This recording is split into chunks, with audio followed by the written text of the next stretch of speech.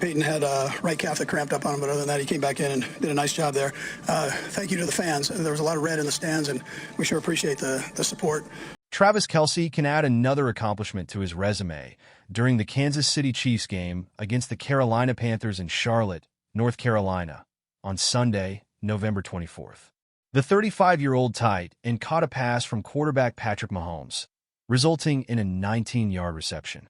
Kelce surpassed Los Angeles Chargers legend Antonio Gates to become the tight end with the third most receiving yards in NFL history. Gates' record is 11,841 receiving yards, and Kelce now has 11,854 yards. The only two NFL tight ends who hold more receiving yards than Kelce are Dallas Cowboys tight end Jason Witten, with 13,046 yards, and former Chiefs player Tony Gonzalez, with 15,127 yards. Kelce holds a number of other NFL records, including the most receiving yards in a single season by a tight end, when he had 1,416 yards in 2020. He also made it to 10,000 receiving yards faster than any player ever.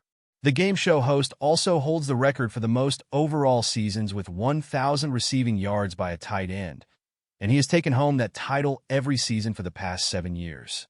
Although Kelce still has a few thousand receiving yards to go in order to surpass Gonzalez's record, Kelce beat the former Falcons player out for another title, the longest pass-catching streak in Chiefs history, catching passes in 158 consecutive games. Despite his most recent accomplishment, the athlete admitted that he didn't feel like he played to the best of his ability when Kansas City lost to the Buffalo Bills on Sunday, November 17th. The NFL star expressed his frustration while recapping their 21-30 loss during the November 20th episode of his podcast New Heights with Jason and Travis Kelce. The tight end told his brother, Jason Kelce, that he gets fired up each time the Chiefs take on the best teams in the NFL, like the Bills, who currently top the AFC East with a 9-2 record. While I was fired up for this one, Travis said, referring to the match against the Bills, he admitted, I didn't play my best, and that pisses me off, and it made me, go right back into work on Monday after the game and get after it and find a way to make it right. He continued, I think this is something that you won't see out of us in the future. A lot of this is very fixable, and I've got all the faith in the world in this team. He added, the Chiefs moved up to 10-1, bouncing back from last week's defeat to the Buffalo Bills that ended hopes of a perfect season, and as Kansas City continues their march towards a historic three-peat. Their main goal this season, Travis Kelce hit a personal milestone. He made an early catch to take his total career receiving yards to 11,854, the third highest number of any tight end in NFL history. Kelce has now overtaken the legendary Antonio Gates, and only Tony Gonzalez, with 15,127 yards, and Jason Witten, with 13,046 yards, have more yards than him. While he moved up in that legendary list, Kelce was denied a chance to make franchise history on Sunday. The 35-year-old is currently tied with Gonzalez for most receiving touchdowns in Chiefs history, and one more score will see him set a new record with 77. He perhaps would have fancied his chances of getting into the end zone against the Panthers, but it wasn't to be. Instead, it was teammate and fellow tight end Noah Gray who scored 2 TDs instead. He also had 2 touchdown catches in last week's game against the Bills. With another impressive display, he became the first tight end with multiple receiving touchdowns in consecutive games since George Kittle of the San Francisco 49ers in 2022. With Mahomes sharing the ball around, Kelce will need to wait another week to make history in Kansas City. So far, he has not found the end zone as frequently as he would have liked this season and only has 2 TDs through 12 weeks of the season. This time last year, he had already scored 5 en route to the Super Bowl, and with a historic three-peat on the cards, individual achievements may have to take a back seat. While Patrick Mahomes is known for his arm, the 2-time NFL MVP's legs were what ultimately sealed the Carolina Panthers' fate Sunday at Bank of America Stadium. Mahomes, with less than a minute remaining in a tie game in Uptown Charlotte, scampered down the field for a 32-yard gain that ultimately set up a winning 31-yard field goal from fill-in Kansas City Chiefs kicker Spencer Schrader. So the Kansas City wagon, 10-1, kept on churning with a 30-27 win on the road against a Panthers team that is starting to show signs of serious potential despite its 3-8 record. While Panthers' second-year QB Bryce Young got off to an excellent start, Carolina failed to punch in touchdowns during its first 3 scoring drives.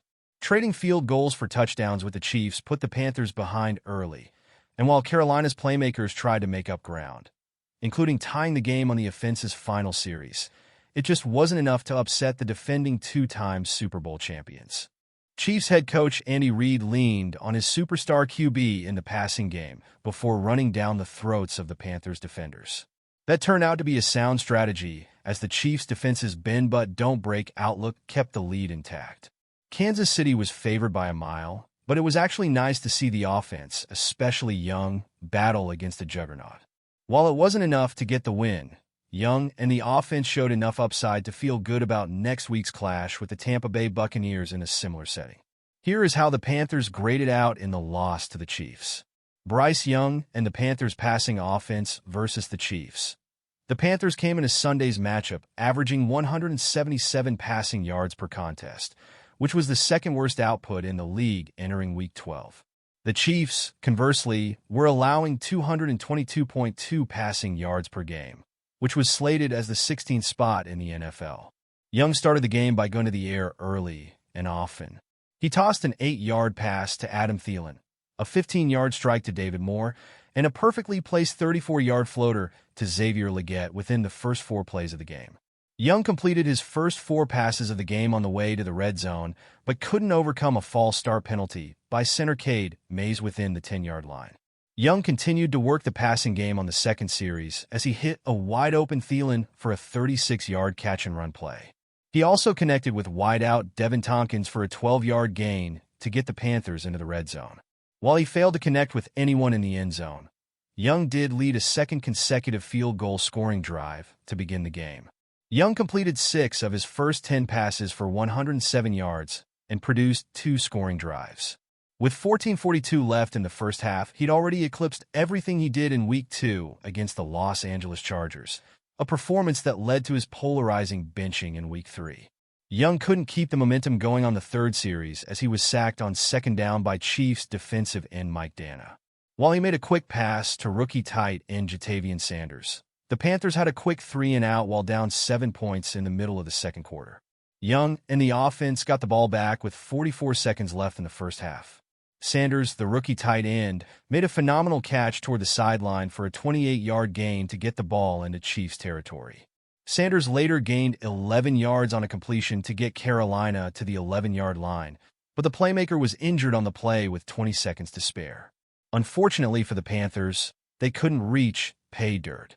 Young finished the first half with 177 passing yards on a 55.6% completion percentage.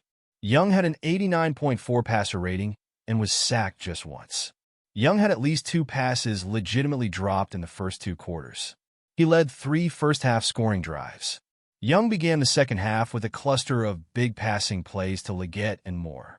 He completed 4 passes to Moore and Legette for 44 total yards to get the Panthers in scoring position to begin the third quarter.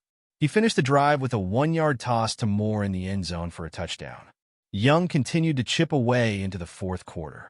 While he failed to relive the touchdown success, he did lead his 5th scoring drive of the game as a field goal cut the Chiefs' fourth-quarter lead to 8 points. While the defense came up big finally in the fourth quarter, Young and the offense failed to reward that good look with points. A 3-and-out was capped by a scramble drill for an incompletion. Young got one more chance to tie the game with less than 3:30 left. While Carolina started off near midfield, a deep strike down the left sideline was dropped by Legette. Young went back to Legette for a 6-yard gain. Carolina averaged 110 rushing yards in its first 10 games, which was good for 24th in the league. However, the Chiefs were only allowing 85.3 rushing yards per contest, which ranked 3rd in the NFL entering Week 12. With Kansas City doing so well against the run this season, the Panthers moved away from the ground game early. In fact, the Panthers' running backs were limited to just 3 carries for 7 yards in the first half. Rookie running back Jonathan Brooks, appearing in his first NFL game, made his initial appearance on a 3-and-out drive in the middle of the second and took one handoff for a 3-yard gain. After a forgettable first half, the Panthers' running game got going in the third quarter. Hubbard ran the ball,